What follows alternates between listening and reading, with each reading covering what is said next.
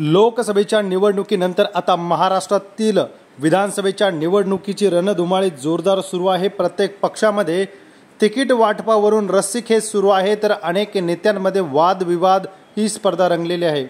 एकीकडे आमदार फोडाफोडी आणि नेते पळवापळवी सुरू असतानाच भारतीय जनता पक्षाची डोकेदुखी मात्र चांगलीच वाढताना दिसत आहे।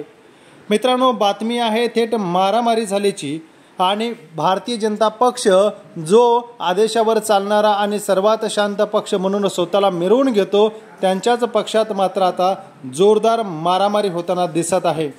तिकीट वाटपावरून झालेला गोंधळ आणि भर कार्यक्रमामध्ये एकमेकांवरती हात उचलणे, मारामारी करणे हेच घडताना आता दिसत आहे।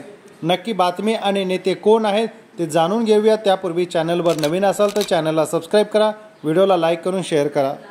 विधानसभेच्या निवडणुकीची तारीख कोणत्याही क्षणी जाहीर होऊ शकते आणि अशातच भारतीय जनता पक्षाने तिकीट वाटपाला आता निरीक्षकांची निवड केलेली आहे आणि निरीक्षक जाऊन त्या ठिकाणी आपली मत नोंदवून आणि मुलाखत घेऊन बंद लिफाफे तिकिटामध्ये वाटप होणार असल्यामुळे अनेक घटना आता घडताना दिसत आहे। बातमी आहे मित्रांनो सांगली जिल्ह्यामधून। सांगली जिल्ह्यातील विधान परिषदेचे आमदार पडळकर आणि या ठिकाणी असलेले गौडा यांच्यामध्ये मात्र चांगलाच वाद रंगलेला आहे। या ठिकाणी भर कार्यक्रमामध्ये कशा पद्धतीने मारामारी होताना दिसत आहे। धक्काबुक्की लादबुक्की मारून एकमेकांचे कार्यकर्ते तुटून पडलेले आहेत।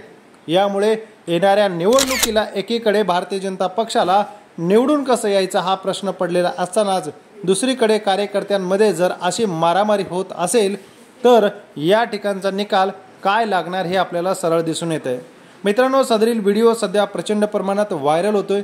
या व्हिडिओमध्ये दिसतायत की दोन कार्यकर्ते एकमेकांवरती तुटून पडलेले आहेत। सांगली जिल्ह्यामधील ही विधानसभा क्षेत्र आहे। या ठिकाणी पडळकर यांच्या विरुद्ध त्यांचे विरोधक यांच्यामधला हा सामना आपल्याला बघायला मिळत आहे। अशी मारामारी होणे आणि त्यानंतर कार्यकर्त्यांना तिकीट वाटप होणे यावरून भारतीय जनता पक्ष विजयाच्या जवळ आहे की पराभवाच्या जवळ आहे हे आपल्याला कळून येते। अशी मारामारी करून तिकीट मिळवणं किती योग्य आहे हे सुद्धा कमेंट बॉक्समध्ये कमेंट करून कळवा व चॅनलला सबस्क्राइब करून बेल आयकॉन बटन दाबा। ताज्या अपडेट्ससाठी धन्यवाद। जय महाराष्ट्र।